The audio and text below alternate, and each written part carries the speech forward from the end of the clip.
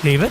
Hey, how are you? I'm really excited for this episode. You're most known for having the big five in your collection in two different colors. You know, David Lee, the Ferrari collector. You have 30 plus cars here. Yes. And like you said earlier, valued now around $130 million. And I believe I was one of the first to collect all five. And how long did it take you to collect the first row? I would say it probably took me... We're in your garage right now. This is my second time here, and this space is magical. How does it make you feel walking into this garage every day? My dream car was a Lamborghini Countach. At the age of 29, I was able to find my first kind of exotic car, which was a pre-owned Lamborghini Diablo VT. It was also a year that my dream broke because... So I traded in for a Ferrari. It was also at that time when I became a Ferrari guy. You're an immigrant. You moved to this country when you were 9 years old. You have an incredible story. My father was very much a teacher and a mentor, just as Bruce Lee was. Elements of success are hard work, persistence, and integrity. And it is very clear that your dad lived up to these words.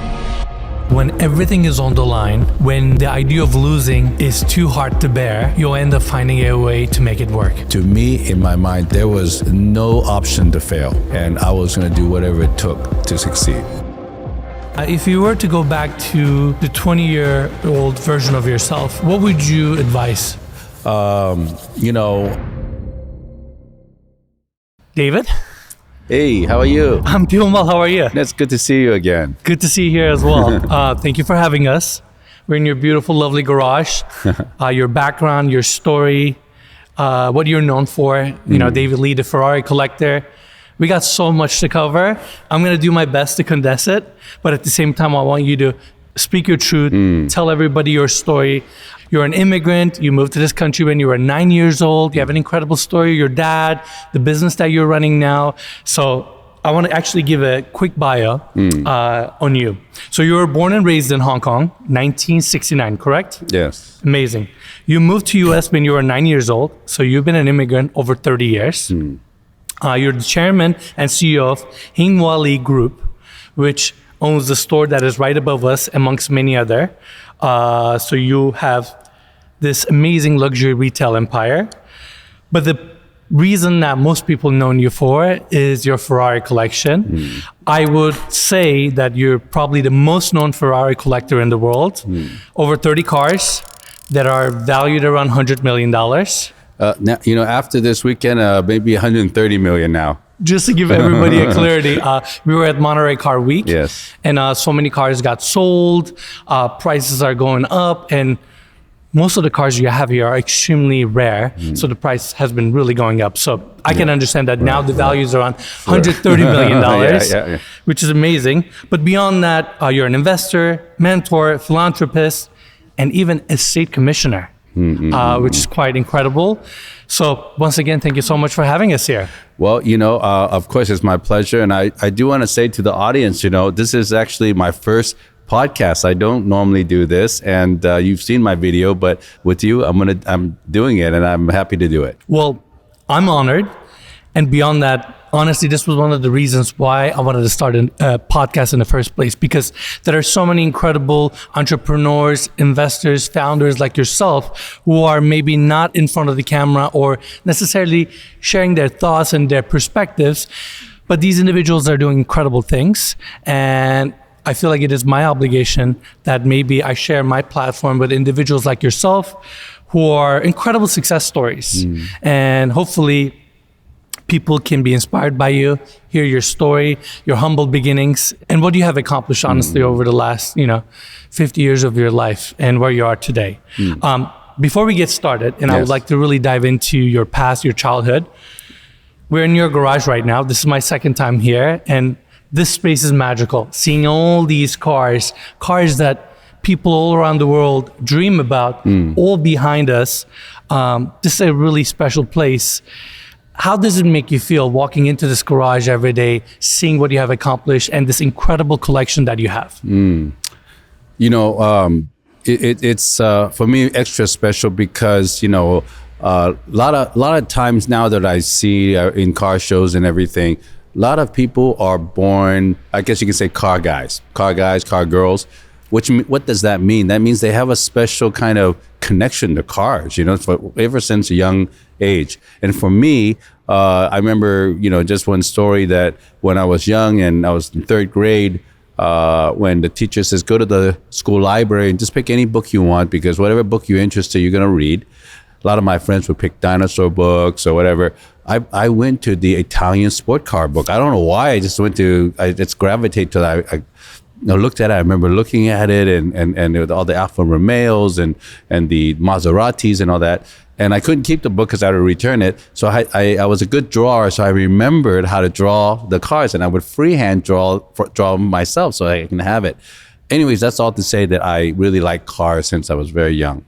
But to really answer your original question, when I come in and I see the Ferraris that I have, it is still a dream come true. I still cannot believe that, that I would have all these Ferraris, that I would be a Ferrari collector or a car collector. My dream car was a 288 GTO in high school. That's when it came out. I remember loving Ferrari for the design and just the beauty of it and for what it is, and never thought I can afford it. Never thought I can own it. And so, I come in, I see I have a red one and a yellow one. It's still special to me. Knowing how humble you are, I was just curious, it was still hitting you to this day that what you have accomplished here is very special, but also owning cars like this, it's got to move the child that's in you every single day. Yeah. The other thing that I really admire about you is the fact that you also drive your cars. These cars are not just sitting here. Right. And even prior to the start of this podcast, you offered me to jump in one of these cars and drive together. Yes. Which, now that we're rolling, I'm going to hold you accountable for. You asked me which car, and I said, if we can drive one of the F50s, that'd be amazing. Yes. Just because, as you know, it is such an iconic car. But I feel like your approach when it comes to driving these cars, being active in the community, active in your work, showing up here every single day, this way of approaching life is in everything you do. Would you say that? Because I feel like you're very active. Every time I come here, you know everything about your business. You know everything about what you're working on with Pranav. And I was just curious, is that how you approach business, being really hands-on? Yeah, you have to be hands-on. A lot of the people thinks that, okay, well, you can just run a business and have people do it, and so forth. Most of the time, it doesn't turn out well. Whether it's the business gets run to the ground, or people steal from you, because nobody's going to care or know your business better than you, And so if you're not hands-on, if you don't know what's going on, unfortunately, bad things happen. Absolutely. Now, I feel like good amount of your characteristics, your personal approach when it comes to life, relationships, these were all started and built around your childhood. You were born and raised in Hong Kong. Yes. And I know your dad had very significant influence on you. So I would love to hear your story there. I'd love to share about that. A lot of social media, a lot of people say, they don't know this story, right? So they think, David's lucky, or he inherited the money, or came from a rich family and all that. And so I'm glad I have an opportunity to clear that up, because it's certainly not the truth. The reality is, for my father, Hing Wa Lee, which is the company is under him. Hing Wa Lee. We're from southern China, Toisan to be exact. And at that time, many things happened. People were very poor, and there was the Cultural Revolution. There were situations where people were, to find work, they were transported to do the railroads. That's why there's a lot of Toisan type of people in San Francisco, in America. A lot of us came early for that. My father actually lost his father in this reprogramming kind of a concentration camp when Mao Zedong came with the Cultural Revolution, with the Red Army. They took everybody that had education, that had wealth, that had any kind of opposition to the ideas of the Cultural Revolution, the New Republic. And we're talking about 1970s, right? Probably a little bit earlier than that. A little bit earlier than that. Yeah, probably in the early 60s. Got it. Yeah. So even late 50s. But it's in the history books. You guys can Google and know what that is. But a lot of people were in very difficult situation. My father and his 4 siblings, his mother had to go on his own to try to make a living. My grandfather did die in these concentration camps, these reprogramming camps, because of the harsh condition. They were just really very difficult. I know a lot of races have experienced things like that, but anyways, we did. So at some point, trying to make money and not really having any luck, the only thing that they thought that was possible was they heard there was work in Hong Kong, okay, which was not part of China. It was British colony at that time, and there was people at that time escaping from China to go to Hong Kong to find work.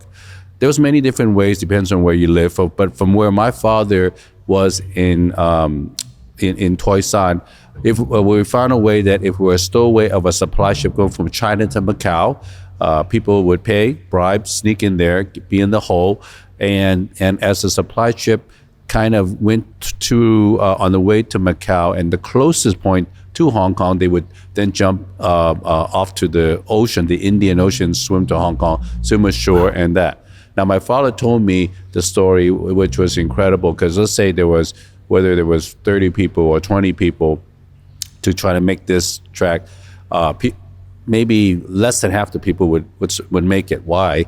Because when you jump on the ocean, even when you're the closest point to Hong Kong, you're still talking about miles away. Okay, it's not that close. It's a serious swim. It's still a serious swim, so not everybody's a good swimmer. Second, the temperature of the water is super cold, so hypothermia. Then on top of that, there was a lot of sharks. So there's a lot of shark attacks, right? Oh, wow. You're truly putting your life on the line. When you're doing this, you're risking your life. But you know what? Life was meaningless, and life had no value in China. The conditions were so harsh that they were willing to risk it all. Yeah, you either you stay in China, you die. You go, you at least have a chance. So that's what they thought. So my father and his brother, so my father was 13 and his brother was 15 at the time when they did this. Really just kids, right? He obviously made it through.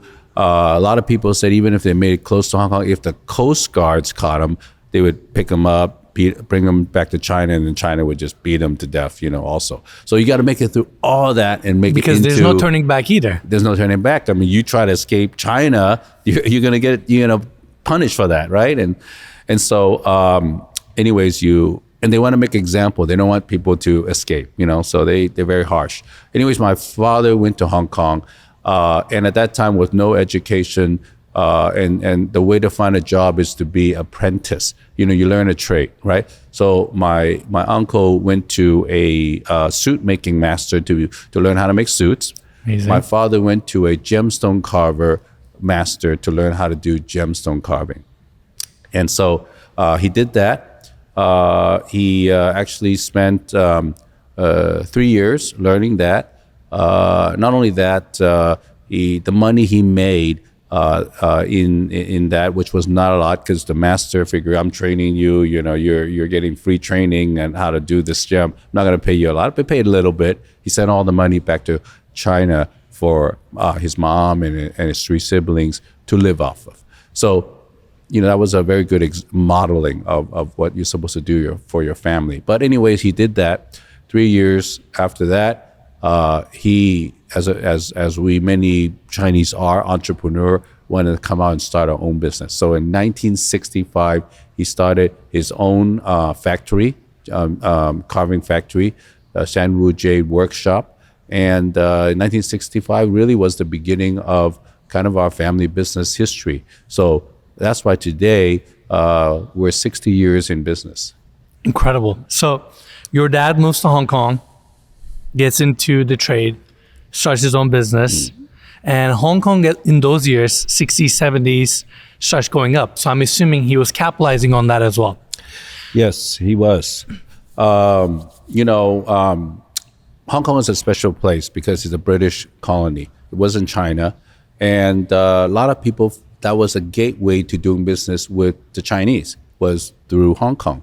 So garment business was obviously a very big industry. A lot of things were certainly in real estate was also quite a big industry. But my father then, having the factory, actually had a little retail store in the Jim Sajoi side. A lot of Americans were coming to Hong Kong to buy Asian arts. You know, when you go to the homes, and I don't know if you've been in some of these kind of traditional homes, you see the Asian vases, you see the Asian kind of the silk or cloisonné or these little art, or netsuki, the little ivory figurines and things, and jade snuff bottles. Those were all bought during that time in the, kind of in the late 60s and early 70s, that people would buy that, bring it back to here, sell it in art galleries, so as a kind of a home decoration. Of course. And a lot of people bought that. And now that, that's a staple when you think about a state home and an old classic home, those decoration are part of the home. Of course. And I think another important context that I want to add here is the fact that Hong Kong was open to the Western world. Yes, it was. So it was a way for China to technically do commerce with the Western world through Hong Kong. So it was this gateway. A lot was happening. It was a transformational, country and space. And matter of fact, Hong Kong, we spoke English because we were a British colony, and we had to learn to speak English. So English was the universal language, right? So therefore, again, it was a special place. For sure. And a lot of Americans are coming in. I'm curious, where did the American influence or the opportunity come to your dad? Because he obviously immigrated to this country to work here. I would love to hear that story. Yeah. The Smithsonian Institute Museum in Washington, D.C. had a lot of Chinese antique art, jade and other figurines that they were donated to them. They were showing those, but very delicate. And if you didn't know how to move it around, a lot of it would break. And at some point, it would just broken, and they needed somebody to fix it. But obviously, there's nobody in the U.S. that could do it. So they went to a local kind of a gemstone society in Washington, D.C. to ask them, can you help find a repairman, a craftsman that can do that? And so they took the job. The Dukes, Betty Duke and Danny Duke went to Hong Kong to kind of to look for this craftsman. So they went to the Hong Kong Carving Association, and my father's name was obviously listed on there. But they interviewed like 10 different gemstone carvers, and they kept coming back to my dad. Certainly because my dad was good, and Danny gave him some tourmaline, and he said, "Hey, carve me something." And in 2 days, my dad carved him something very beautiful. So he knew his work was good, but it was more than that. It was his personality. He was very charismatic. He was very just fun. Danny and Betty both just really loved him, And so they went back and said, so we found our guy. We need to bring him here. Quickly, they got him the work visa, brought him to, Washington, D.C. My father did the restoration work in Smithsonian, got that all done. And that family, Herbert Duke and Danny Duke and Betty and the brothers and the sisters that became really close with my father and really were the God family or godfather to my father at that point. And so my father said, "Can you help me get me a green card? Help me get set up here. Maybe I can set up an office here in the U.S. because I know a lot of Americans come to Hong Kong to buy, but if I had an office here, maybe I can do more business." And so they helped my father get a work at the University of Richmond, Virginia, to teach gemstone carving, and got him a green card in 6 months. Amazing. And therefore, shortly after that, immigrated my mom and myself over to Washington, D.C., and we actually lived in Maryland, Bethesda, Maryland, for a couple of years. Got it. And when did he end up moving to California? Yeah, we moved to California in 1980 because, Hong Kong is a tropical island. We know typhoon, we know rain, and we know that kind of things, but we've never experienced snow. And that was a big, very different for us. So you get the 4 seasons certainly in the East Coast, and the snow was really, really something else. So we decided to come to a warmer climate. And in 1980, we moved to California, to Los Angeles. So it's 1980s. You and your family moved to Los Angeles. It has a global international appeal, and the weather. But I want to tell you something interesting about that too. How do we get to why we get here? Because we didn't have any family here. Some people move to a place where their family is. That we didn't have any family here. So why did we come here? It was during that time in the late 70s. Just like Bruce Lee, he was here sharing the art of martial arts, right? And he went and he took students everywhere, and he had students and they would learn martial arts, and that was something that he did. Actually, my father did the same thing for gemstone carving. And a lot of professionals, doctors, dentists, attorneys wanted to learn this craft, and so. My father actually had written a book by a ghostwriter, and we had this book, but he also would go around and would teach people how to do that. So my father was very much a teacher and a mentor, and just as Bruce Lee was. He was doing the same thing. Bruce Lee was doing martial arts. My father was doing gemstone carving. And he was very famous for that, actually. He became very famous for that. But he came to California because one of his students, an orthodontist, lived in Whittier, California. So he figured, okay, we'll move to Whittier, California. At least I know my student there, and he will, take care of us somewhat. And that's the reason we moved to California. Wow, what an incredible story! And he was certainly, from what you're telling me, a spokesperson for this art as well. Yes, he was really an artist. He was. He realized later he was really a businessman too, but he was an artist, and that's a very special combination. And I want to point something I think that's really important, especially like reflecting back to my childhood, or I've gotten a chance to meet a lot of immigrants, a lot of individuals that have moved to this country. And I see this pattern, ongoing pattern, where immigrants are really hardworking people. They really dedicate themselves to their families, to their craft, their businesses. And I think a lot of that is stemmed from the fact that when you have references or challenges in your life, especially in your childhood, the story that you just talked about, him crossing to the other side, swimming to Hong Kong, putting everything on the line to live this life, to take this opportunity. When you have that as your reference, everything is a gift. You're grateful for literally every opportunity given to you, no matter how easy or how hard or challenging it is. So from that upbringing to moving to America, coming to Los Angeles, seeing all of this, and those were truly the prime years of Los Angeles, America in general, where you had so much opportunity to just do something, create something. And I feel like your dad was probably so high, happy, excited, knowing that his family, you are all safe. And now he can really explore his artistry and start his own business, expand and grow. Remembering where you came from, which I just told you where we came from, is important because we came from nothing. Yeah. But also, as we were, like you said, 80s, yes, America was really strong at that time. But two things was in my father's mind at that time. One was creating a wealth in a maybe a situation where his children, his family would never have to go through what he has to go through. Never have to worry about money, which is a lot of immigrant family would do as well. Of course. The other thing is bringing his family here. Yes. A lot of them were in China still, but how to bring them here so that they can be okay too. Yeah. And so those were his two things. I knew those were his two goals. As an immigrant, when you move to this country, your heart is always back home. And who's back there? For me, it was the same case because I moved to the US when I was 17 years old. And I have a small family, and my mom and my dad were back there. And I made it my personal mission to move them to US and get them green card once I can establish myself here. And precisely 2 years ago, they got their green cards.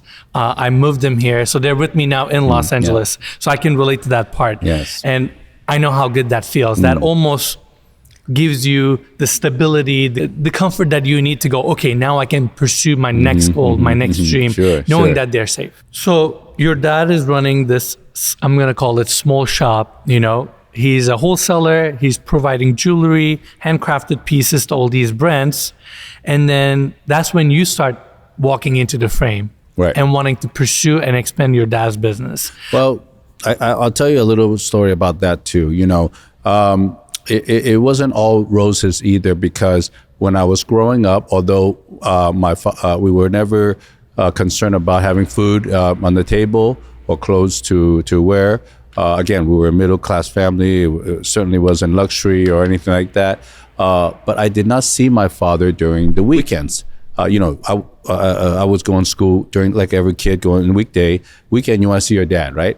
But that was when he had to go and do his shows. That's when he had to go and travel Friday, Saturday, Sunday to the different cities along the United States and work.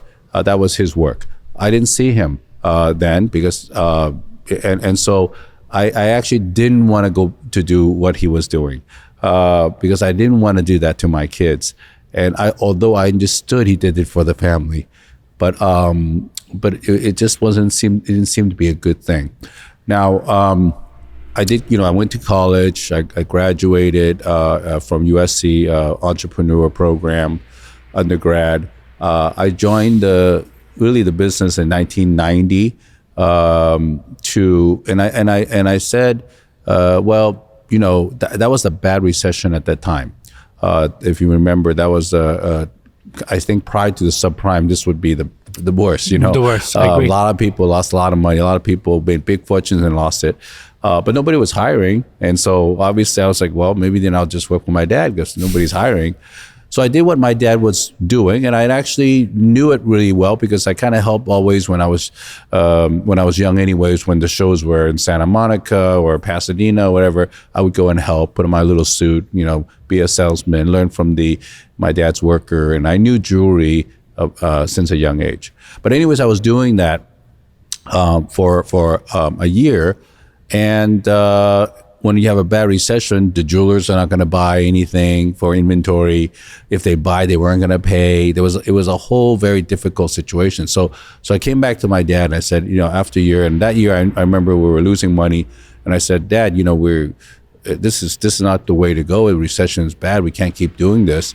And he says, what do you think? He goes, well, I said, what if we did retail? You know, we open a store. Because then when somebody buys it, they would pay you, and then you would deliver the merchandise, so you would be cash and carry, and you can kind of even do a little marketing kind of to your local area, make an impact, and do business. Because the greater market, you were suppressed by this bad economy. Everybody was afraid. But in a smaller economy, a niche market, maybe it could be different. You know, some pockets where people were still doing okay. And we knew the Chinese market in San Gabriel Valley. So he said, okay, that makes sense. If you're going to join the business, if you want to do this retail, he said, okay, I'll support you. I'll support you to do this business. And where would you like to do it? So I said, well, I think the Chinese market in San Gabriel Valley could use a store like ours. I found a place to rent in San Gabriel, which was my store, and I ended up, and we never had a retail store before, so that was very new for me. So I had to learn on the job. I had to hire people, to hire salespeople, to be the salespeople. Of course, I was a salesperson myself, but to be the buyer, to be the accountant, to be the marketing guy, to be everybody, wearing all the hats, because I was just beginning. You know, you didn't have peoples. You know, you just did it all yourself. Yeah. I was the first one to open. I was the last one to close. We opened 7 days a week. I was there all the time. But anyways, I opened a store, Hing Wa Lee Jewelers, in 1993. Amazing. And I have a note here. When you took that leap of faith and asked your dad to support you, you also took 100% of the responsibility. I did. So yeah, it was very clear in your story that this was your thing and you were going to own it through and through. Yes. And not only that, and I think you probably can understand that this is not something that I take on and say, well, if it fails, it fails. Yeah. To me, in my mind, there was no option to fail. Yeah. It had to succeed some way or another, and I was going to do whatever it took to succeed. It's a painful process, and it's a process that I want to say almost every entrepreneur goes through. But it's a very vital process. It makes you appreciate what you have created. It makes you appreciate everyone that works for you or works with you, because you get to understand their job, what they do on a day-to-day basis. And that kind of insider perspective gives you a chance to optimize and make their lives better along the way as well. I'm a big believer in, when you have a team, you eat on the same table, you work in the same place, you're always together, because it's very important for me, no matter where we go in life, how successful we become, I want to have a full understanding from 0 to 100 that everybody that works with us. And I want to make sure not only we're respectful along the way, we can also help make their lives better. We can also create them a platform that they can better themselves. Sure. And seeing that honestly warms my heart, because I know part of the reason why you're successful is because that's how you had to build it from the 0 to 100. Sure. And the other thing I want to add to it, everything you said was obviously is the truth and correct. But the other thing is that, I was not going to let my dad down. I was not going to make our family name bad, be the guy that screwed it up for the family. I'm just not going to do that to my family. There's no way that I'm going to do that. Because I think, I guess the pride in our family name is important to our race, and so it had to be a success. I want to take a quick break and tell you about our brand Nuare. We created Nuare to take the creativity and learning from our YouTube journey and express it in a new way. You see, video making can feel limiting. That's where Nuare became our creative outlet to share that experience with you in a more tangible form. And our first candle is Tangerine Vetiver. It opens with the lively brightness of tangerine, softened by orange blossom. Oud adds depth, while vetiver brings that earthy floral layer. So you end up with a candle that's very fresh, soothing, and lightly sweet, just the right amount. All of our candles are made with natural ingredients with no chemicals added. So if you want to check it out, please visit us at nuarehome.com. Your support means a lot to us. And I want to add 2 points to that, and I want to read a quote from your dad here. I think as immigrants, when you move to a country like the United States, beyond representing your family, your legacy, in some capacity, I think you're representing your country and other fellow immigrants. And when you move to a different country, there's always that notion in the back of your mind that, okay, this is not my homeland. So you want to be respectful, cordial, but beyond that, you want to be a good representation, and you want people to look at you. Maybe even in some capacity, it's a way of judging yourself. But when people look at you, you want them to say, "What an amazing immigrant!" Someone that came from another country and now being a fruitful citizen, someone that betters our community, and that's a high parameter to live up to. And I think we all subconsciously as immigrants value that, or most of us, I want to say. You hit the nail on the head on that. I actually think that was also later on a big drive for me, being an immigrant. In those days, people weren't that kind. They were not as friendly as now. A lot of people were prejudiced. They didn't understand. Matter of fact, if you were an immigrant and you went to Asia, those people would be prejudiced to them too. So it's everywhere. But the thing is, how that affected me is I want to be a better person, the best immigrant in the country. And drove me to be wanting to be the best jeweler in America, the best Ferrari collector in America, the best just any kind of thing that I did, I want to be the best. Be the best version of yourself. Yes. And I want to read a quote from your dad, because this hits the soft spot in me. Elements of success are hard work, persistence, and integrity.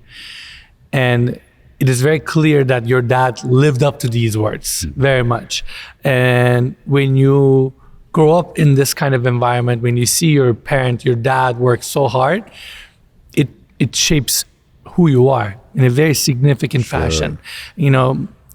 I'm a little bit older now, and I always worked hard, and I can look back and reflect, and my dad is the hardest working person I know. Yeah. So to me, working hard was such a normal thing. It wasn't like this thing that I was good at and other people weren't. It's like, you work hard. What are you talking about? Like, you just work hard. Like, you support your family, you better yourself, you improve yourself, you serve others, you just work hard, period.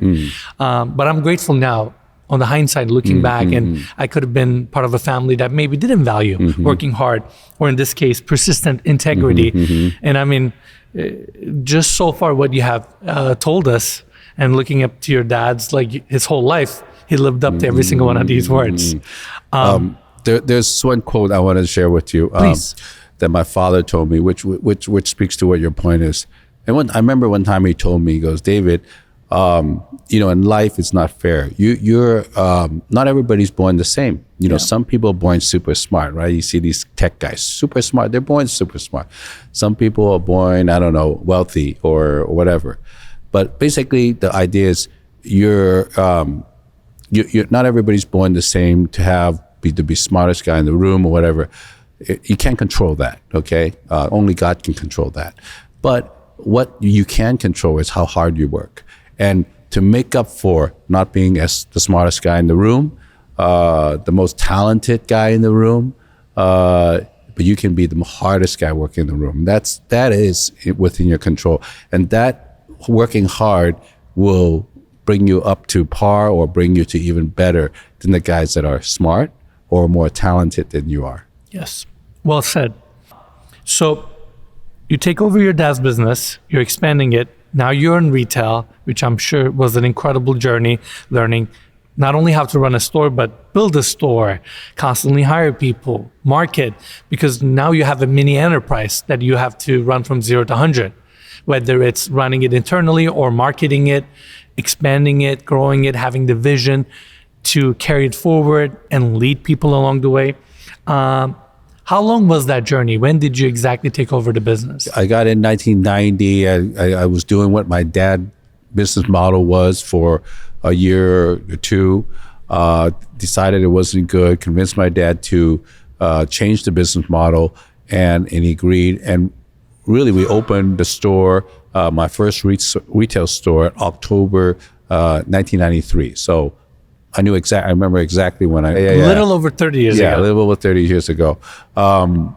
So found the space, designed it, built it out, and did all the things, hired and, showcased it, did all that stuff, everything it takes to building out a store and creating a store. Again, we never did that before. So this is all on my own to do that.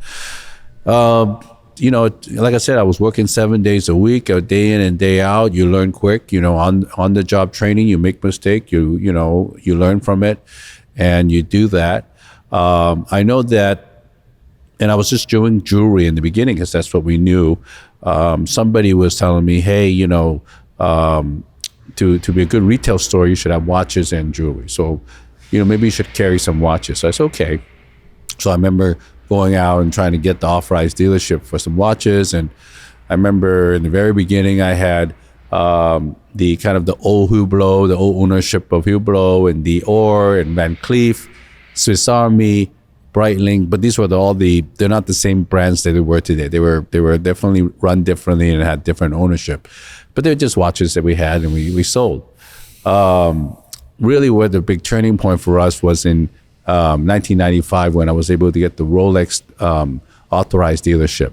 And that is a story in itself, but in 1995, which really now is 25 years that I've been a Rolex dealer. You said 1995? Yeah. 30 years. 30 years actually, yeah. Yeah. No, I've been doing the retail for 35 years, being a Rolex dealer for 30 years. Yes, and of course this year total is 60 years. And I don't want to break you, but you actually told me the Rolex story about 2 years ago. It's a pretty incredible story. Yeah. Can we get a shorter version of that? Because I think people should see the persistence that your dad was talking about. Yeah.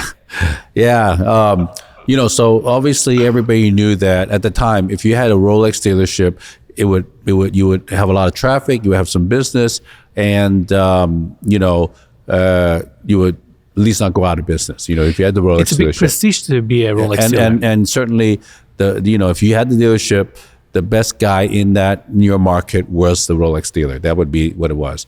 So of course, everybody applied for, everybody sent, the letters, to New York and to try to apply. They would send, automatic rejection letters because they believed that they knew everybody that was already out there. Everybody is just whatever. So I remember I made a VHS at that time as a video, was using VHS tape of the store. I said, look at how beautiful my store is. It's great. It's a Chinese market. And at that time, they didn't really have like these niche markets. And I sent it to New York and they said, thank you, but no, thank you. But he goes, oh, okay, I'll tell you what, because I was so persistent about reaching them. They said, we have this thing called Basel World. You can go to Basel, and maybe you can see somebody in the U.S. there, and maybe you can tell them what you want to tell them. So I said, okay. So I've never been to Europe before. Like I said, I've maybe only been to Hong Kong, because we're from Hong Kong. Never traveled. I never traveled anywhere. I didn't know anywhere, not well traveled. But I made my way to Basel, Switzerland, which was something else. Obviously I didn't speak any kind of foreign language except Chinese and English. But I went to Basel World and I was fascinated because Basel World was this big convention center that every watch company had like a building. It's like a little building that they built. Anyways, I went to the Rolex, which was the biggest. And I said, hey, I would like to see someone from the US. I'm from Hing Wa Lee Jewelers. Here's my card. And they said, hey, and apparently everybody had an hour meeting, right? And I know now because I'm a dealer, you have an hour meeting. Everybody had, and it's packed every day. So you're not going to break in there. I mean, everybody had an hour meeting. So, but I would go in there at 9 o'clock when the store started, check. They said, it's not available. So I would walk around, come back at 10. They said, is it available? Nobody's available. Walk around, come back at 11. And then, keep doing that, 11, 12, 1, 2, 3, 4, 5 o'clock. I went back every hour, which I think a lot of people wouldn't do that. I would have to say. But the first day I did that, no appointment. So the second day, I went the same thing, 9 o'clock, 10 o'clock, 11 o'clock, 12 o'clock, 1 o'clock, 2 o'clock, 3 o'clock, all the way till 5 or 6 o'clock. Again, no appointment. I said, wow, I'm striking out. Okay, I have 1.5 more day next day. Let me try to do that. So I went there again, 9 o'clock, 10 o'clock, 11 o'clock, 12 o'clock. And by that time I said, I gotta go, I gotta catch my flight back but I still did not have a meeting, So I left, I came back, basically not seeing anybody, spent all this money, went out there, tried and didn't do it. And I guess in my mind, I was saying, okay, yes, I didn't get my shot this time, but there's always next year and I'm gonna do it. I'm gonna go back next year. Build yourself up. So then anyways, next year I went back. And same thing. First day I went there 9 o'clock, 10 o'clock, 11 o'clock, 12 o'clock, 1 o'clock, 2 o'clock. Whole day, no appointment. Second day, 9 o'clock, 10 o'clock, 11 o'clock, 12 o'clock. I think around 3 o'clock, somehow the guy that had the appointment, I don't know, did it quickly or whatever and ended quickly. So the guy that was there, Alan Brill, that was running the appointments, he had a little minute and he was probably getting these notes every hour saying this David Lee wants to see. He goes, all right, let me go and say hi to him. So he comes out and he goes, okay, David, you're persistent. I got 1 minute maybe of time. Tell me why I should open you. So at that time I was jet lagged.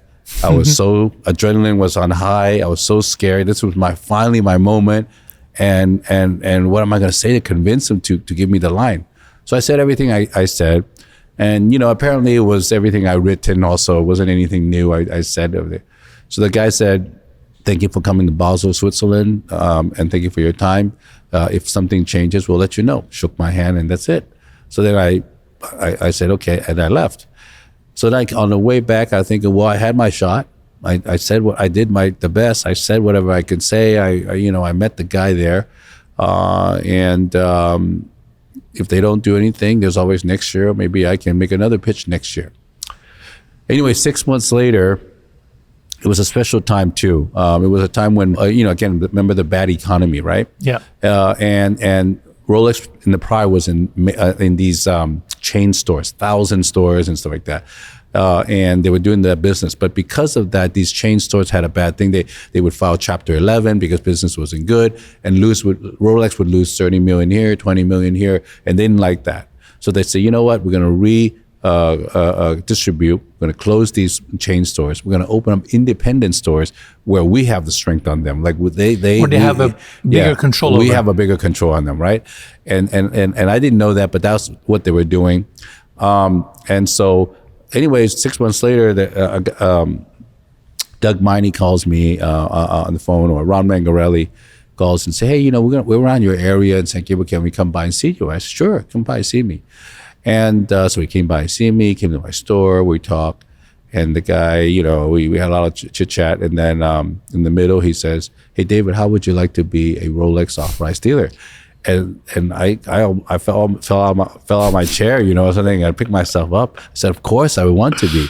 So a month later, we got our product and everything. We became a Rolex dealer in 1995, like I said.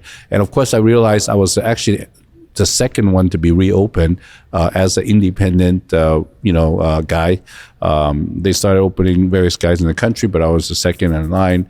I think the first guy was in Maui. I was one of the second guys. But really, it was the timing that happened. I mean, if it wasn't because of the bad economy, if it wasn't because of all that happened and Rolex changing their distribution strategy, I wouldn't have had that shot. Of course. You know, and then. But because of that, so sometimes when economy is bad, it's opportunity. 1,000%. You know, and so therefore, I had my shot, and I became a Rolex dealer since 1995.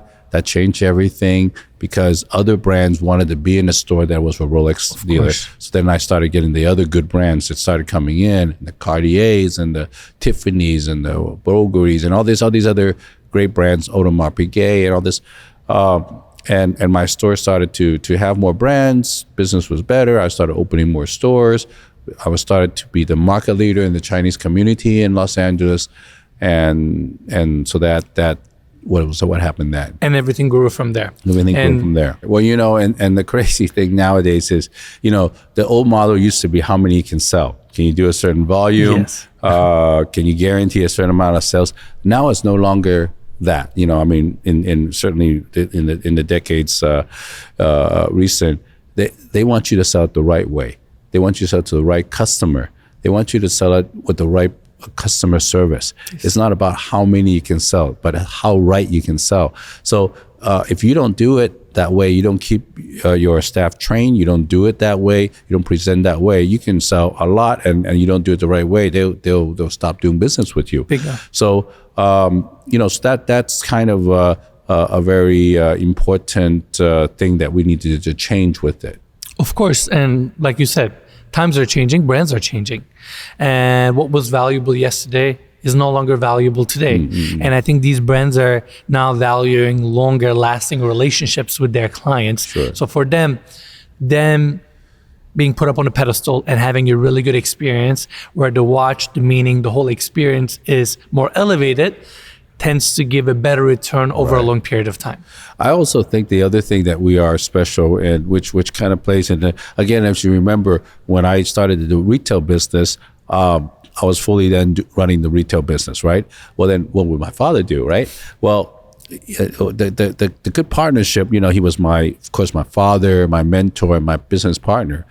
But the money that I made from the jewelry business every year, he would take that and invest it as a full-time real estate investor.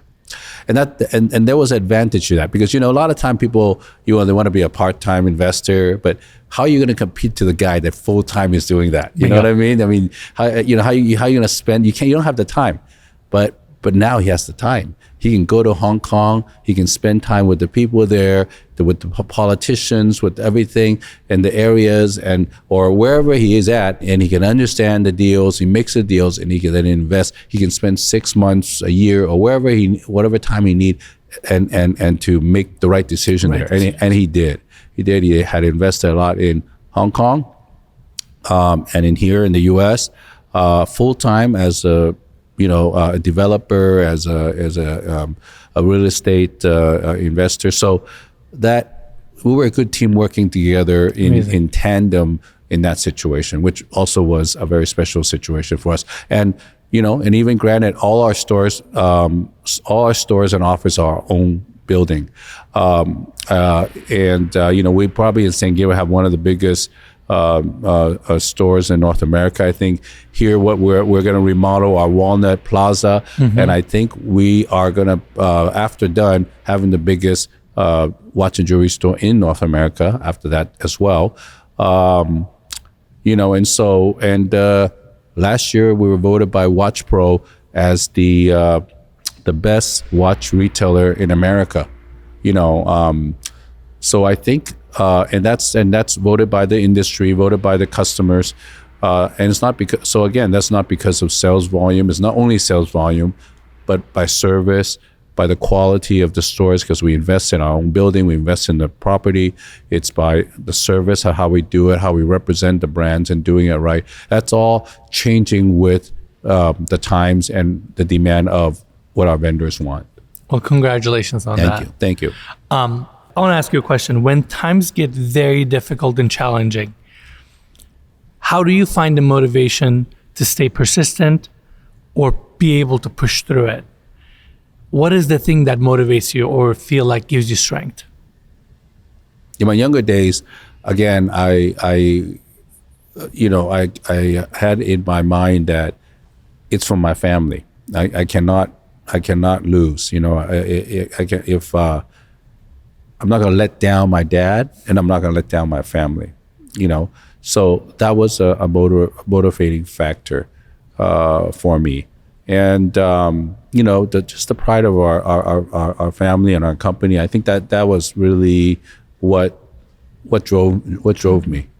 Failure wasn't an option. Failure was not an option. Okay. Well, I would like to gift this to you. Oh. I'll give you two actually. Thank you. One more. Oh. One for you and one for your wife, Catherine. Oh, thank you. There we go. Thank you so much. Speaking of failure not being an option, this is a brand that myself and my team created. It's called Nuare. And it is a first company that we launched all by us. We created everything from the branding, packaging, all the way to the candle that you're seeing that's right in front of us right now. Okay. Even pouring it, we hand poured here in Los Angeles.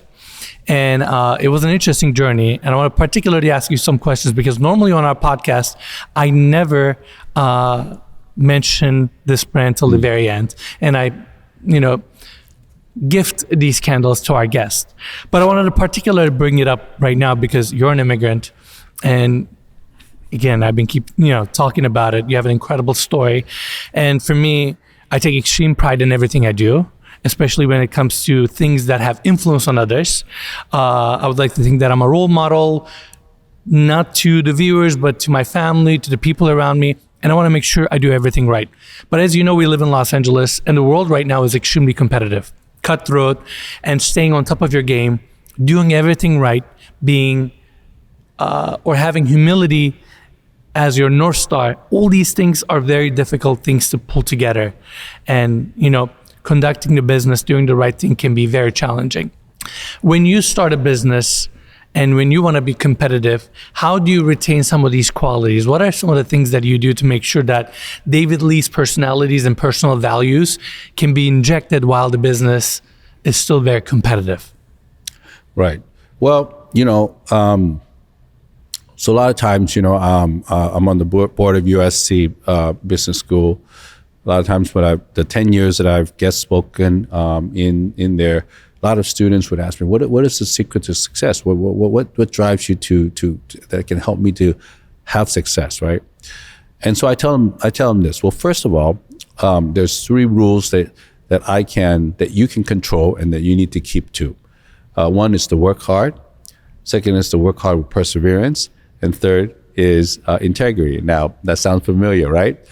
Okay, those are what you can control, and that's what you can hold on to and to keep. The 2 other things that you cannot control that you need to wait for is timing and opportunity. Okay, when all 5 of those things are aligned and you go for it, I believe some level of success will happen. Or magic happens. Yes, really. or magic happens. But you know what? But what happens is, let's say, if timing is the right thing, or even opportunity, but you don't have your integrity, or you don't have your hard work, or you don't have your perseverance, it doesn't line up. Or you have your hard work and perseverance, integrity, but the timing's not right, or opportunity is not there. Or you're working hard, your perseverance, but your integrity is not there. And even if your timing and the opportunity, you're not going to get it, because people say, hey, you know, I kind of heard some bad things about him. Yeah. You know, so everything needs to line up for it to do that. So I think you know, I understand about opening new product. I congratulate you on opening this new product. I still within I like to create business. I have a brand called Monza Design, which creates right now eyewear and watches. It's a new brand. I'm launching it. I'm still building it. It's still new, but I think it's going to be great.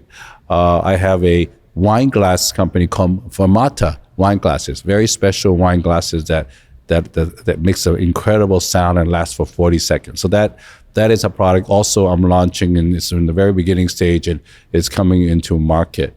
I have a professional mentor kind of program called Titan Education, which is, we have this inner circle which we mentor successful younger entrepreneurs that are very successful making money, but there's a lot more that they don't know, and we can bring them to the next level. Mm-hmm. So me and this professor from USC, we do that. Those are things we're pushing. I mean, other things that we are, yes, our jewelry, watch retailer business, our real estate business, my automotive business. Other things are very successful, but there are other businesses that we're also pushing and trying to make successful. Of course. But so I would still use the same kind of mentality and ethics to those newer businesses that I'm trying to push and run in order to try to get them there as well. Amazing. Well, I particularly wanted to ask you because of what I do, I get to meet a lot of individuals, founders, entrepreneurs, millionaires, billionaires, and I see the businesses they run. I see the companies they own, products they sell. And I wouldn't say that a good amount of them align with my values and how I see myself in the future, in the sense that I want to be successful. I want to be very good at what I do, but I want to carry myself with humility. I want to be able to retain my core values that help me get to here and will help me get to the next stage of my life. And what I realize is when people go through the entrepreneurship journey, and if they accomplish something big, that journey is so monumental and so difficult that it changes people. Sometimes for even greater things, if they are a loving individual, they become even more loving. They're more compassionate. But sometimes, and I'm sure you've experienced this, it pushes them to the other side. They become bitter, more angry, more disrespectful. And I want to be extremely cognizant of that. But I want to be competitive, and I want to create something really amazing and possibly even disrupt an industry. So with that in mind, when I see you, I see someone very humble, approaching people with humility, calm, and you have a lot of respect, not just from the people, the celebrities, or your customers, also from your employees as well. When you walk into the store, I can see it in people's eyes. And to me, that's something that I really admire. And that's why I wanted to point this question to you, because I want to be able to retain myself with those values and qualities in place. And I realize entrepreneurship journey is difficult. A lot of people are going to question you. It's easy to talk negative. And when people see you grow and do better and greater things, it's a mirror effect. They get to reflect themselves too. Sometimes the thoughts and negativity that they're projecting on you is not even on you. It's maybe to some degree on themselves. Sure. But you become the outlet for these thoughts to come out. You become the excuse for them to lash out to the world.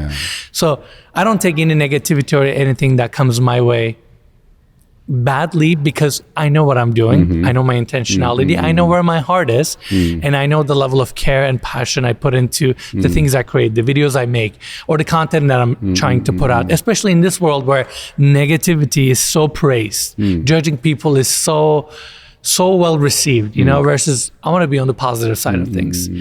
And that's why I wanted to ask your thoughts. Thank you for asking that question. And again, we're having real talk here, so I'm going to tell you the how I really feel about this. The reality is that I'm a Christian. Of course, I'm very serious about it, and as a Christian, I'm really I'm really a Christian that happened to collect Ferraris. I'm a Christian that happened to do jewelry business. I'm a Christian that happened to do real estate. I'm a Christian that happened to do all these different things. But most important is I'm a Christian first. That's my identity. A lot of times people think, okay, well, I'm Christian on Sunday when I go to church. And on the weekday, I got to be that worldly business person that to be able to challenge, to be able to be competitive, right? But really, I believe you should be a Christian 24/7. You're a Christian first that happened to do business on the weekday, and then you go to church on the weekend, and you spend time with your family. I believe it's actually an advantage to be a Christian business person than not. I believe that in a lot of things I do, well, first of all, I believe a lot of the wealth and the talent that I have obtained is not only from my own, it's given to me. It's given to me by God. I've been bestowed this from God, that I am a manager and the steward of this wealth that I need to use for His purpose, good purpose.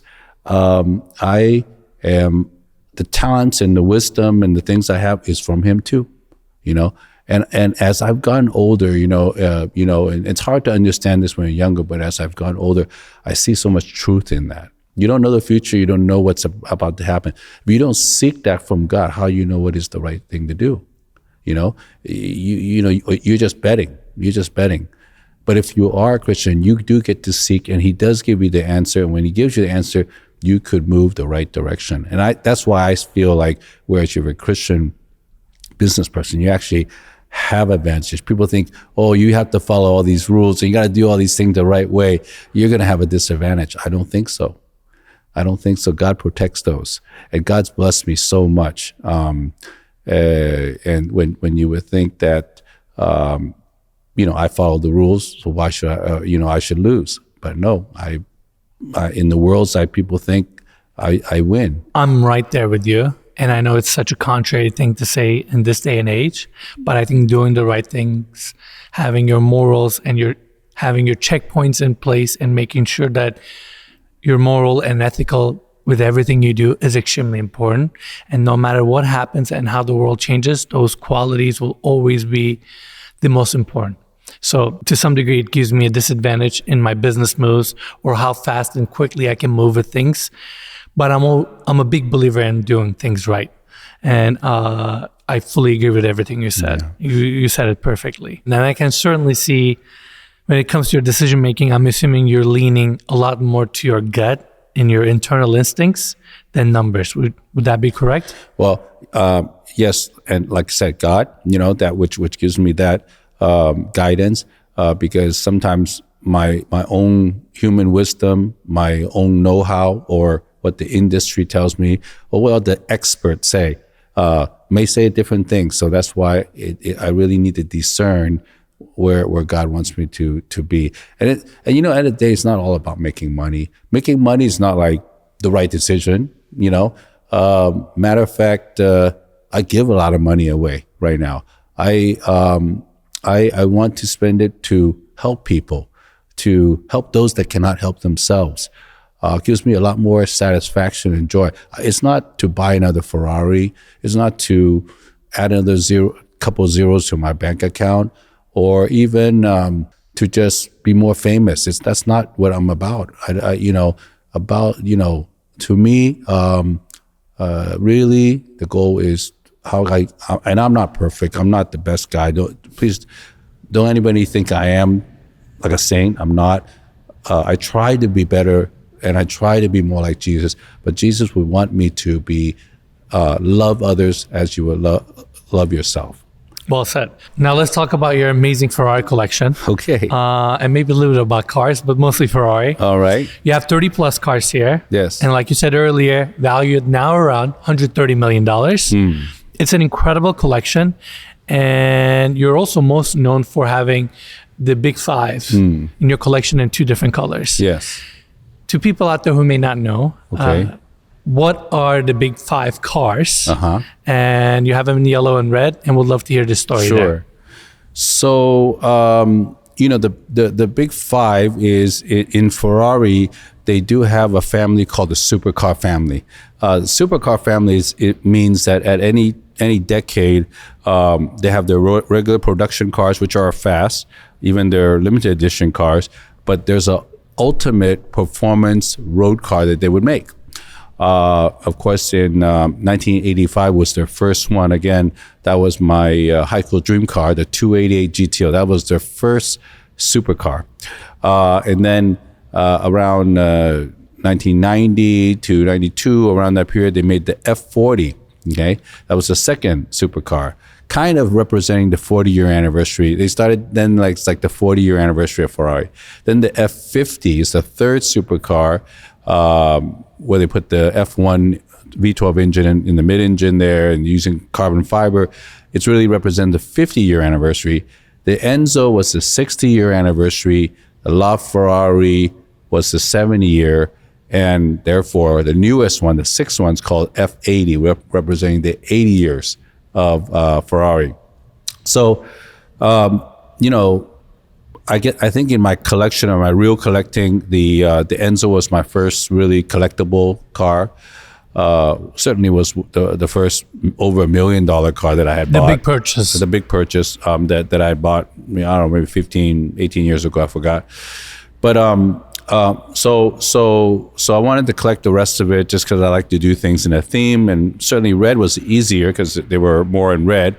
And I believe I was one of the first to collect all five of the supercar family, from 288 until the LaFerrari. And how long did it take you to collect the first one? I would say it probably took me 5 years, to collect them. They're all in good condition. As you know, I drive them. I have a mechanic, personal mechanic. I drive them. I do that. To do the five red, big five, was not many people in the world that had that. Even now, even though there's more, I think people thought that was a good idea and did that. There's more, but still not a lot of people that have all five.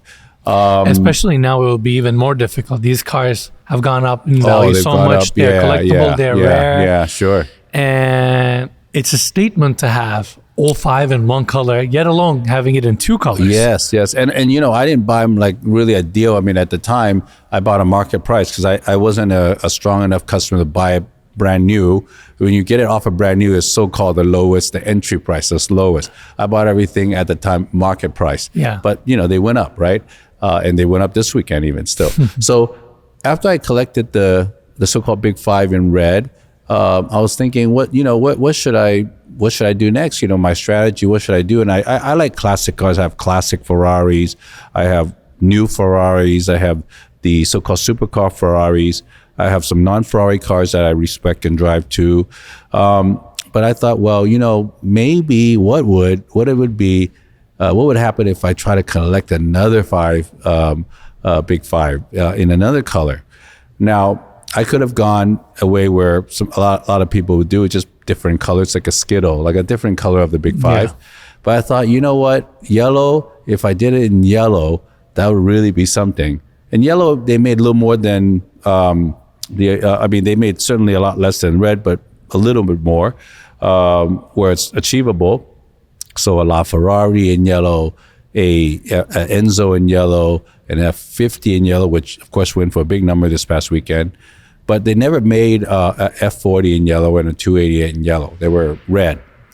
So certainly in my research and looking, and I was able to acquire one from Europe that was painted a long time ago back at the factory painting facility in yellow. So there was a yellow F40 that I was able to buy already yellow. So it was authentic because it was done by Ferrari. Yeah, by their painting shops, right? And then of course the hard one was 288, right? 288 just. So at the end, by opportunity, I was able to buy a red 288, but I wanted to paint it right, so I brought it back here.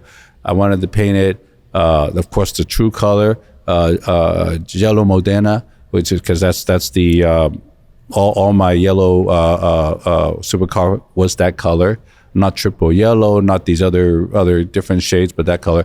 So I took it to a very good paint shop that we bought this paint, the right Ferrari paint, to have them take off all the panels, take off all the things, paint it right like the factory would, and then put it back together.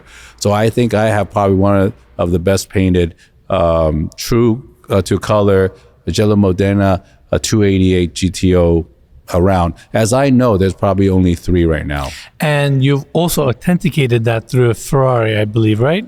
I mean, I was not able to. You cannot get a Classic K, which most of my cars have Classic K, because originally they would have to have painted that color, but it wasn't.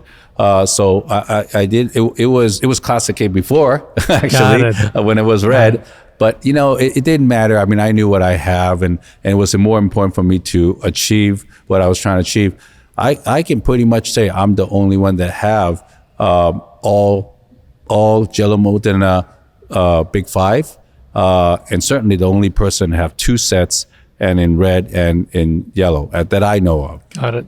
And to your analogy, red ones you call them ketchup, yellow, you guys call it mustard, and now in the center you have the 812, and that's relish green. Yes. Because now I see you started collecting cars in green. Yes, right? That's correct. I don't know. We Pranav and I, we're having fun with it, and we just you can say it ketchup and mustard seems a little more catchy than red and yellow, right?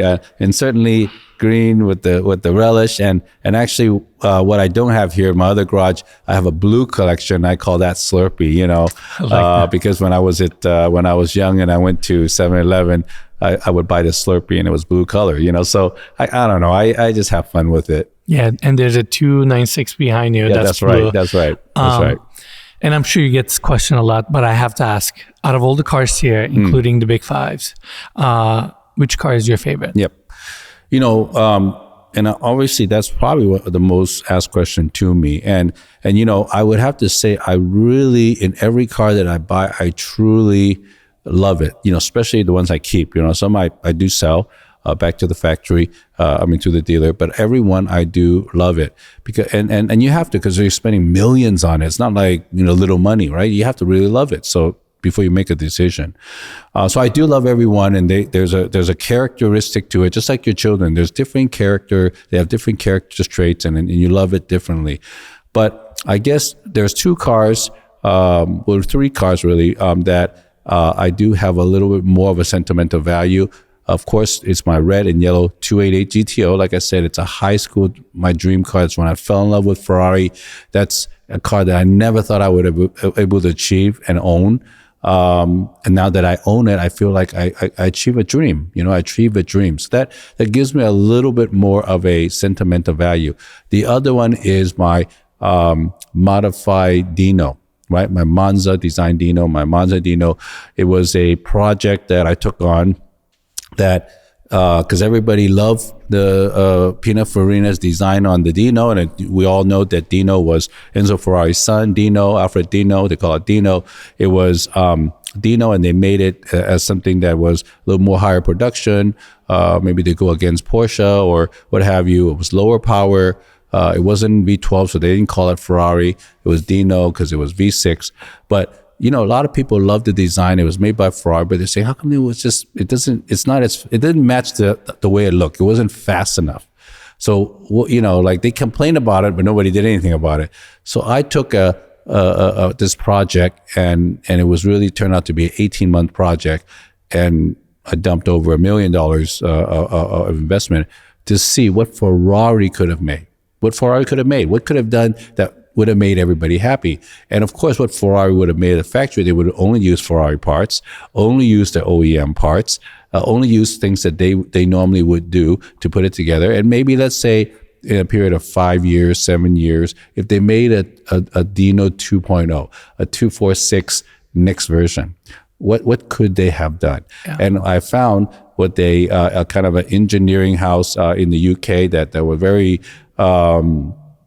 smart, were able to put a V8 Ferrari engine sideways, almost like the Miura, in there, fuel injected, aluminum crankshaft, everything to make it now a 400 horsepower, car.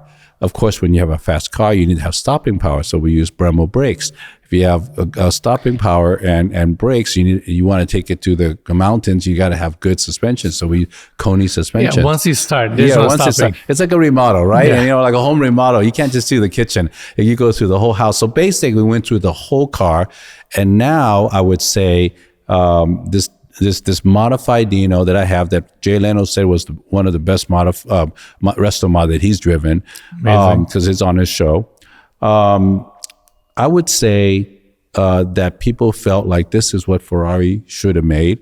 If they wanted to, they should have made this, and it would have really have matched the way it looked, and kind of just been a fun car to drive. And because I did that journey, I also agree it's one of the overall the funnest car to drive. Maybe if somehow I lost everything, I only could keep one, that would be the car that I would keep. Oh, wow. And just to have to drive and enjoy. What are your take on F50? Well, the F50 is great. I mean, all along when I had the F50 and the so-called the critics always bashed it, said it wasn't, balanced enough, it wasn't fast enough, it wasn't well made or whatever. I didn't understand it because as an owner, I always enjoyed it. I enjoyed the gated shifter. I enjoyed it. There was a roadster, so you can hear the engine. I enjoyed this engine sound. It was a very special V12 sound. It's different than the Enzo. I mean, it was a very special. And I drove it. I thought it was fast, and of course, the wind going through my hair because it's a roadster, or you can put the top on or whatever. I like the carbon fiber weave that it was, because they used carbon fiber on the whole car. They just painted it very lightly to see the weave. I thought it was a fantastic driving car. I didn't understand. I mean, we're not all race car driver. We're not going to drive it to the ultimate, right? But as a regular driving car, and as a guy even that's taken some driving school and training, racing school training, I thought it was fun. And I enjoyed it so much. So I've always loved it. And I think now people are starting to agree with that. At least from the numbers, you can see that they're agreeing with it. Now, your commitment to Ferrari, this brand, is very apparent. I'm curious, what do you think of Ferrari these days? Mm-hmm. Yeah, like I mentioned, times need to change. And you got to roll with the changes, and it is a different time. I mean, look at right now we're dealing with AI, we're dealing with, all these different things. Electrification. I mean, all these things we never thought that we would see. Companies need to change too, and and Ferrari is a public company, and when it's public, the shareholders have, expectations. There's earnings that needs to happen, and there needs to be new product and the new things. So it's, for us to think that it needs to be the Enzo era or the Montezuma era, let's forget about that, because those days is over. But that does not mean that it's not going to be good days ahead. I think the people at Ferrari are very smart. And they are making really a lot of great stuff. Matter of fact, they're making more products so that more people can enjoy. It used to be a lot smaller group of people could own a Ferrari. Yeah. Now, a much bigger group of people could own a Ferrari. And so I think there's a lot of benefits to it. And certainly the technology is strong. They're using a lot of F1 in the new cars. Obviously, they've been winning Le Mans, right? The 499, they're using that in the F8, car. So there's a lot of benefits to that. So I would say, and they have a CRM. It's fair. Before it was kind of like who anybody like. Very political. Now that's fair. It's a CRM. There's a system. Your ranking system allows you to get better cars. And that's fair. So I don't know. I think it's they're modernizing and they're truly operating as a big company. What are your thoughts on the V6s, V8s, and Ferrari steering away from V12s? Well, so to answer earlier question, it's hard to be 100% satisfactory to everybody, right? You're gonna have people that are with you and not with you. That's like politics, when you have politicians. So you got some group that are for you and some groups against you. Can't just be everybody's number one guy. It's unfortunately nobody can. Companies, they're trying to make the best decision they can. They are trying to make good decision, and they take a risk sometimes. Just like business is a risk, it's not a guarantee. So they have to make wise decisions. They have to know the market. They have to see what the environment is and the climate is and so forth, and see maybe examples what other people do. If it's not working out for other people, you should think twice about doing the same things. So with that said, I think Ferrari is paying a real close attention to all that. And I think they did, with the supercar series, the F80, as we know, it's a V6 turbo, electric engine, producing total, I think it's 1,200 horsepower. And even with the 296, they're using a V6 and again, hybrid. The technology is showing that you don't need to have a V12 in order to gain the most power. Using aerodynamics is also going to give you an edge, where they're finding out in F1, this is what it is. So they're trying to make the best car possible, the fastest, and that's where it's going. But there's people that are fans of the V12, right? So, which is why they came out with the Icona series. The Icona series is all about, okay, you love the V12 sound and the V12, okay, so they made the SP1, right? Or the SP2, and right now the SP3 is such loved, because it's a naturally aspirated V12 mid-engine in the LaFerrari chassis. They didn't put any turbo or electric engine in it, but because of that, they can build the car to a beautiful sculpture and a design, right? And people love that, and obviously they do, and obviously somebody paid a lot for that this weekend. So now Ferrari's starting to have two routes, right? You got the supercar route, that's the performance, that's the epitome of performance road car, and you got the Icona series, which are talking about the SP4. Right now it's not confirmed, but they're talking about making a redo of the F40, manual shift and all that. I'm not sure, but so that's just what the rumors are out there saying. But it is something to do with kind of the a nostalgic kind of a thing that people love and miss about Ferrari and would like to have, like the gated shifter. New cars, you're not going to have the gated shifter anymore, right? It's the paddle shift, it's the double clutch and everything. But if you were to make a manual shift, a gated shifter, there's going to be clients that want to buy that. Of course. So I don't know. I think Ferrari kind of sees that and is reacting to the market. Well said. For any brand that is growing and evolving, I think there's just this reality that you may outgrow some of your clients and they may no longer like you, but at the same time, as you expand and push into the future, you will gain new clients. That's just a little bit of unfortunate reality. It is hard to keep everybody happy, and these brands have to evolve. Like you said, yes, maybe they're doing things that are not keeping or making everyone happy, but at the same time, they're pushing the technology forward. How efficient some of these new cars are, how fast they are with these V6, V8 engines, and how much more reliable they are too, that they have made tremendous amount of progress. That's given. Yeah. Well, also the other thing, you have to see the age group of your clients, right? Yeah. We're seeing that, the prices on the auction on the 50s Ferraris and the 60s Ferraris not being as strong as they used to be, right?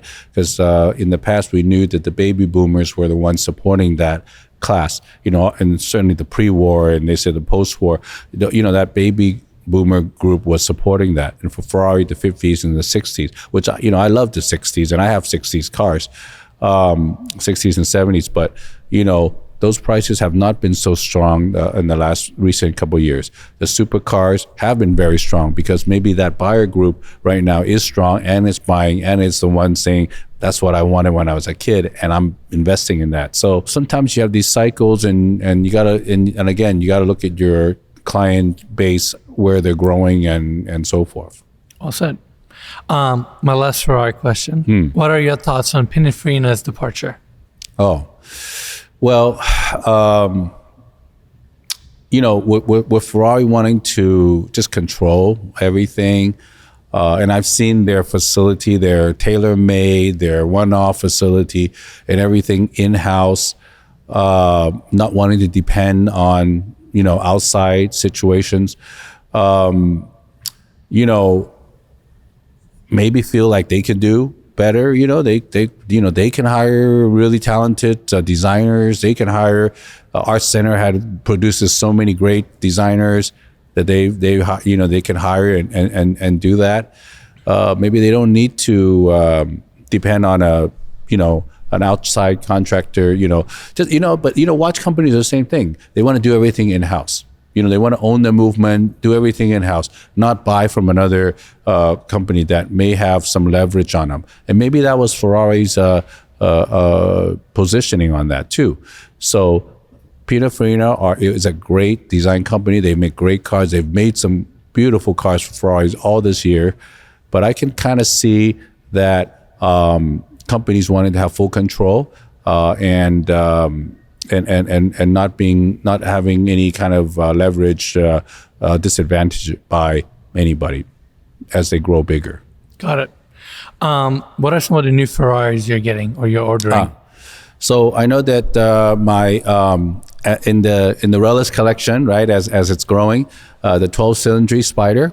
I'm looking forward to that. I did that in the launch green color. I thought that was kind of a really cool color. Drives fantastic, by the way. Yeah, it's a great car. I'm looking forward to that. My SF90 X6 Spider, that's coming. I did that actually in a tailor-made in a very special spec, kind of old green 250 GTO color. I believe it's my friend Brandon Wang has that in the UK. His is that kind of green GTO, so I think we're doing a remake of that spec, which will be very unusual. Then there's the 296 Speciale Spider, right? It's going to come in a really nice kind of green that I picked out with the yellow stripe, and then the F80, right? The F80 in a red carbon. With FXX livery design in it. So I know so far, and of course Amalfi, we'll get one of those in green. So a lot of good stuff coming on the way. Amazing. I look forward to seeing them, and maybe in the future we do a walkthrough tour of this garage as well. That would be amazing. If you would be open to it. Of course, always. You're always invited. Thank you. I mean, the garage looks amazing. And, thank you so much for sharing your amazing story, giving us, at the end of this podcast, I want to do a little segment and to give people advice, direction, guidance in regards to how they can aspire to goals and dreams like yours or, run and conduct their business like you. But I feel like throughout the questions, we've actually covered literally every question I had here. But I do want to ask one or two questions that maybe we didn't necessarily cover directly. If you were to go back to the 20-year-old version of yourself and give any advice, knowing what you've been through over the last 30 plus years and gotten to your business to this position today, what would you advise? Yes. So I would have two advice I want to give that. One is that, a lot of people ask me what I would do, and I at that time, I didn't have a choice. I just joined my family business and just kind of ran with it. But if I didn't have which a lot of people don't, I would say, go and work for a industry and a company or industry that you love, whatever it is, if you love cars, work for a car industry, the best company that is in that industry to work for them. Work for them, spend the time, get to know about that company, get to know to see if you really like it, start to maybe, get promotion of it, start to meet different people that work for there, meet people that are customers. So because why I think is I've seen a lot of successful people do that same thing, and what happens is when they work for the company, they realize that there's some business that can be had. There's some opportunities that company didn't want to take because it's not their lane, but that business opportunity would be good for you, and you know that is a real opportunity. It's not a fake thing that imagination. They think maybe that business work, and you're taking a stab at the dark. Maybe it work, and you find out a few years, it doesn't work. If by working for a company, you get paid to understand that, do you really like that industry first? It's not imagination. Is there a market that is available that is not being tapped? And are you able to then go at it and those companies, maybe the customer knows that, hey, you know what, you're the guy doing the work. Maybe let's give you the work, and maybe you have some colleagues that work well that you can also bring along. I have to say that really also was my father's business model in a way. When my father was apprentice for his master, and he was working for the 3 years, and the master had the customers coming in and given the work, those customers knew which work were my father's work. They knew that which carvings were my father's carvings and so forth. So when my father came out and started his own factory in 1965, those customers went to my dad and said, hey, can you do it for me? Maybe you give me a better price than your master, and I'll give you the job. And of course, my father would say yes. And that is how he had his start. So in the same way, any of us can do the same thing, and so that would be one advice about that.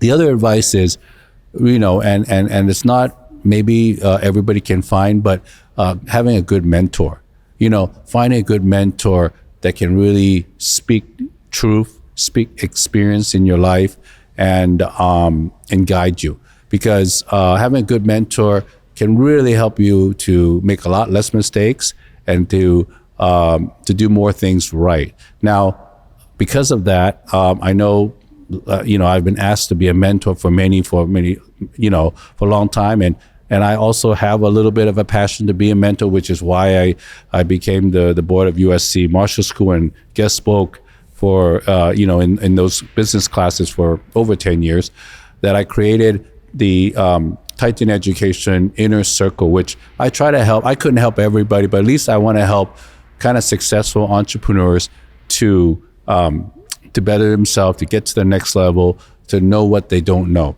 to know what life is about. And we have a good group of guys right now that I've been mentoring for 3 years. So I think if there's folks that are watching, that are following your podcast, that are strong entrepreneurs, and they just want to be better, they want to get to next level, they can come on my site and look into that. It's davidsklee.com, and they can look under the education section and look into the site and see if it's right for you. But I think I can tell you that my guys are very happy, and they are definitely at the next level now from where they started. David, I really appreciate for your time, but beyond that, thank you for sharing your story from your earlier childhood days to this point. Again, you're an incredible immigrant, someone that really inspires me. Your story, the way you conduct yourself, your relationships, how your clients are all of your friends, and how people are drawn to you. And I think given the level of success you've accomplished and how humble you are and how you carry yourself, speaks so highly of you. So I want to congratulate you. I want to thank you for your time. And if you're okay with it, we would love to take F50 out on the road, maybe driving it a little bit. You and I can talk, and then everybody can hear and see how incredible this car is. I'm always down for a drive, so let's do it. Let's do it. Okay. I want to make sure we get settled in with that. Okay. And then we'll start talking. want to make sure they're like capitalizing on the time, you know? Yep. So you'll meet us outside? Yeah.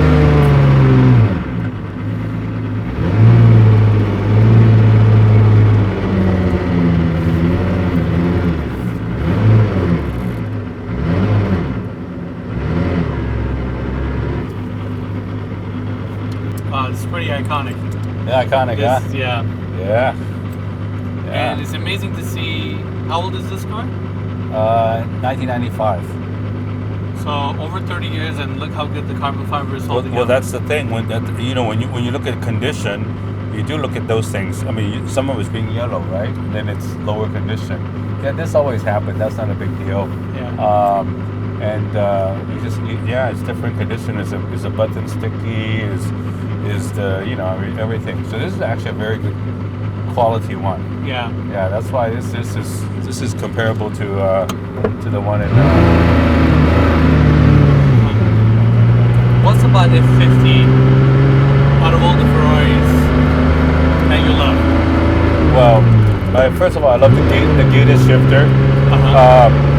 None of the other Ferrari's gated shifter where the first is here. It's not a back leg. It's not a back leg.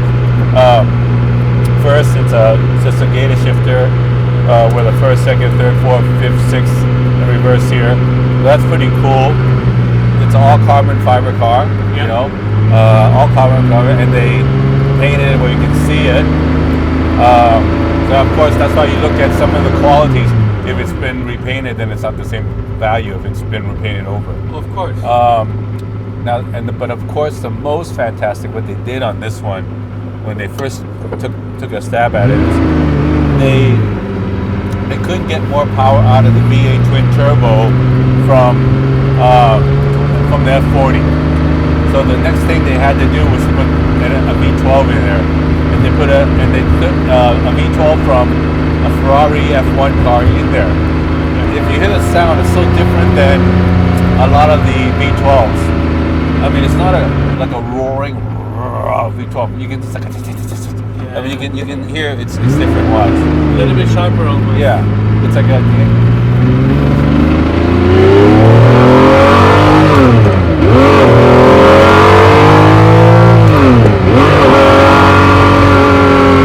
It's just very mechanical. Yeah. You can feel the gears. You can feel the shifts. Yeah, it's very different. Oh wow. It's a very different sound, and you can hear it so well. I mean, right now we have the hard top on, and I had a really low mileage one, which was a Roadster. I'd sold it, and then I bought the other one, which is a soft top on, and now this is a hard top. So I've had all the versions before. And it's very like crunchy and sharp. Yeah. So very mechanical. Yes. Rather than Steering almost is- like the high pitch. Yes, it's a different. That's why this engine is different. It's different than Enzo. It's different than LaFerrari, and I don't know. And I like, and this obviously this gated shifting situation, I like it the best. I like it. Yeah, I like it better than the old one. I mean, surprisingly comfortable too. Oh yeah. It's not super uncomfortable. Yeah. And we're very close to the ground. Now there's 31 of the yellows, right? There was 31 of the yellows. There was 4 of the silver, 4 of the blacks. Some have been crashed, some have been repainted. At the auction, I was really considering buying a silver one, F50, and somebody just bought it the next day, so I didn't have an opportunity to negotiate. But and there's a recent one that sold, yeah? what's that? Like at the Monterey Car Week, there was one that sold. Yeah, well, that was the yellow one that sold for 9.25. But again, that's one of the 31, just like this one. But the silver was only 4, and black is only 4. It's a piece of history. Yeah. Quite iconic. And this one has a lot of gifts that comes with it. It had a lot of gifts, it just for whatever. I mean, the luggage and everything, but but this one had a GP watch, had the shoes, had a champagne glass, had like all this stuff. Like this one like came with like kind of 20 different stuff, and not obviously when you sell these cars it gets lost. A lot of the things gets lost, so people keep them. But my cars, fortunately, I have a lot of the stuff actually.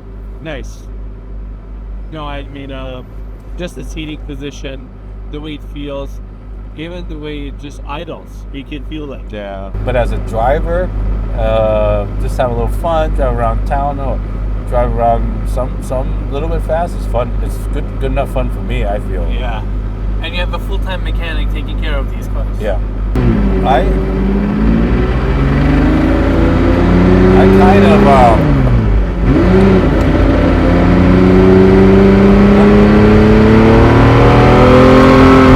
that sounds incredible.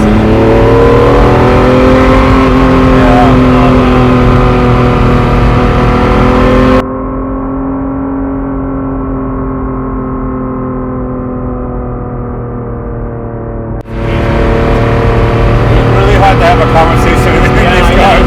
You just want to enjoy the sound. Yeah.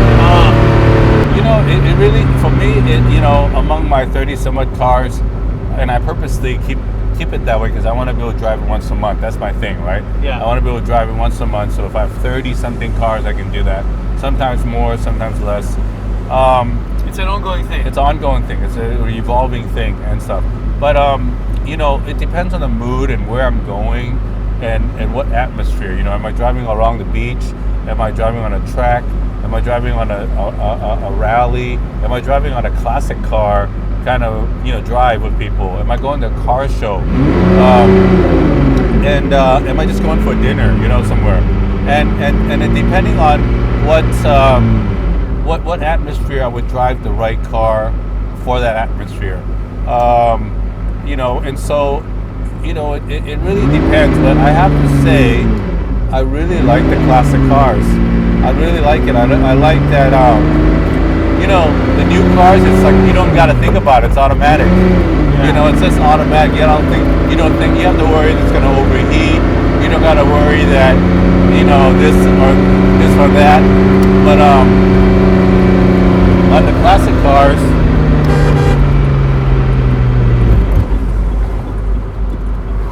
the classic cars, you gotta you gotta look at all the things. You're really engaged with the car. Like you have to really interact with it. Like it's you. If you don't drive it right, you don't have it the right RPMs. If you don't clutch it right, you don't brake it right or heel and toe. You're not gonna drive good. The car's not gonna run good for you. Yeah. So I like that. It's more engaging and just more fun. But of course, if I was going to race, if I have to really race, then I wouldn't drive the classic car. I would drive a new car that has all the tech. Yeah, that has all the tech, and I just got to concentrate on the lane and on the apex and on the braking, hard braking. You need good brakes, hard braking, the acceleration when to come out of it.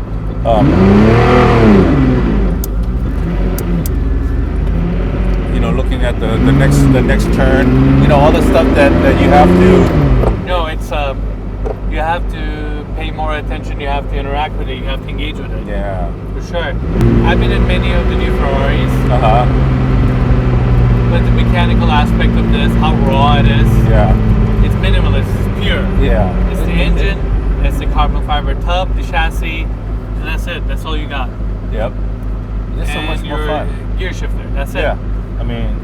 The clutch. You don't even have a radio, right? I don't have a radio. Yeah. No. I don't even have a radio on this thing. Wow. Amazing. Can you imagine the radio? What can you hear? No. You don't need it. Yeah. It's not a good idea, if anything. You want to listen to the engine, Yeah. Well, matter of fact, in the old cars, I'm not looking at the RPM. I'm listening to the engine. Yeah. Where the RPM goes to change. So you have to listen to it. Change. Change. Okay. Change. Right. I'm not looking at it. Right. Exactly. So you gotta listen to the sound. It's therapeutic in a sense that for a moment you forget everything. You're just driving this car. Well, listen. You have to give all of your attention to it. You know what? Especially nowadays, people are on their phones. They're checking their phones. There's no way you can do that right now, you know.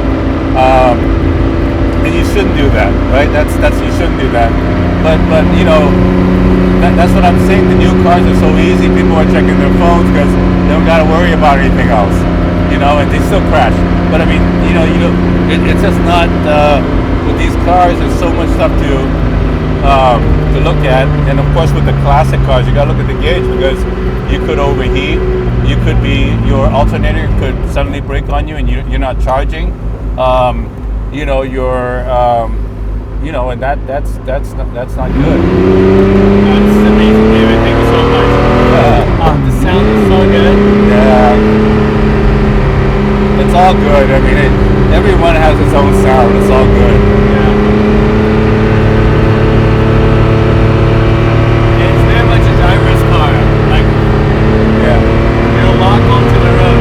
yeah. It's not just fun, you know. It's so fun. The steering is so good. It's crazy, even it's a 30-year-old car, yeah? Yeah. Wild.